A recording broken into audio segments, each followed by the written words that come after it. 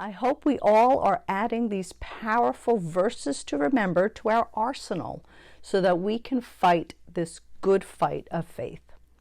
Hear this great weapon.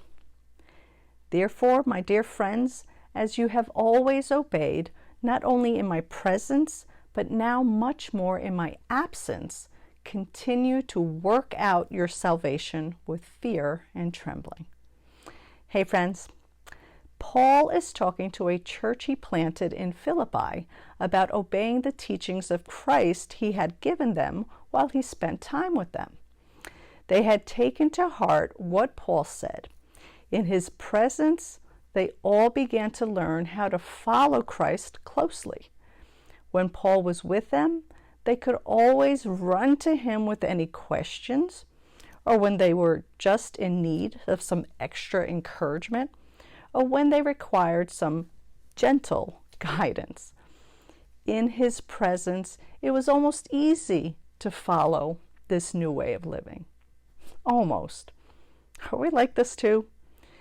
Anyone can act holy when we are in church. Anyone can be encouraged when we are at Christian conferences being fed the Word of God.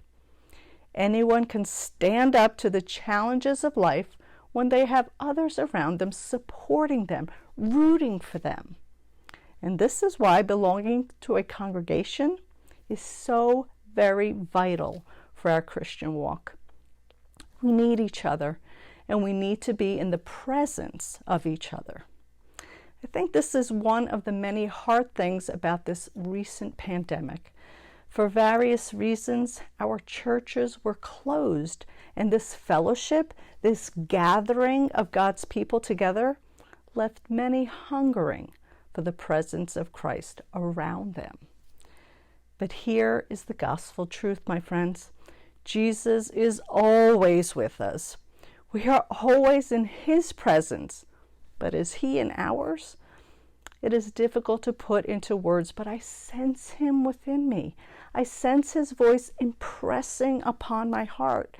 I sense his guidance, encouragement, strength to keep on keeping on.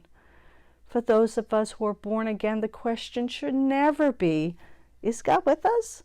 But how is he with us?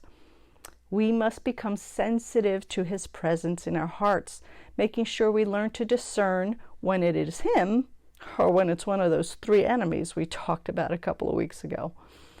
This is important because following his word requires that we are in his presence, and also that we know he is with us, even on those occasions when we don't sense his presence. More of that tomorrow. See you then.